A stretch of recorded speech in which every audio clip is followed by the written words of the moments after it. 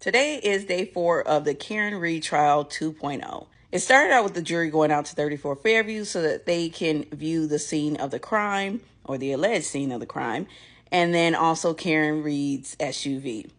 We all know that the Mass State Police, Camden Police, and whoever else took apart Karen's right rear tail light to examine it and then put the pieces back together, as they said they did. But the jury doesn't get to see any tail light there because the whole housing was taken out. So that was that. Next up, we have Dr. Gary Fowler. Lally was up instead of Hank Brennan, which is a surprise. And then also, did you guys notice, before I talk about Dr. Fowler, did you guys notice that the ADAs changed? There's Lally, there's a Schillinger, and then there's still Hank Brennan. What happened to McLaughlin? If you know, let me know in the comments. This doctor is a medical pathologist who used to work at the hospital where John O'Keefe was treated.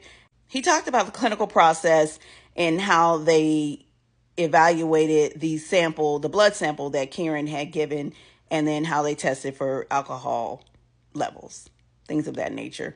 It went way over my head because I don't do a lot in the lab at all, and I'm sure it went over the jury's head. So it was very in-depth and probably won't be considered as heavily by the jury. The last person on the stand was Jason Becker. He is a firefighter, EMT for the Canton area. So him and his team were called out for the Section 12 for Karen Read to bring her to the hospital because she was threatening to end her own life at that time.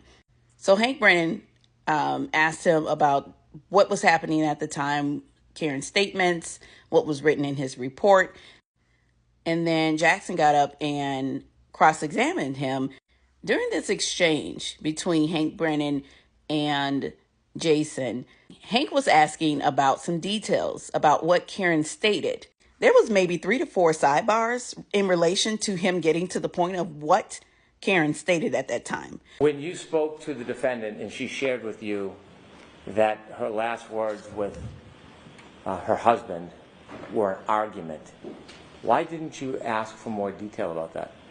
I didn't feel it was at the time we went about the call as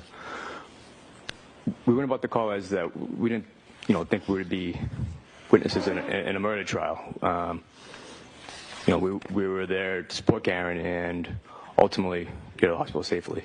You indicated that you were asked on redirect examination by Mr. Brennan whether earlier in the night could have been 12 or 12.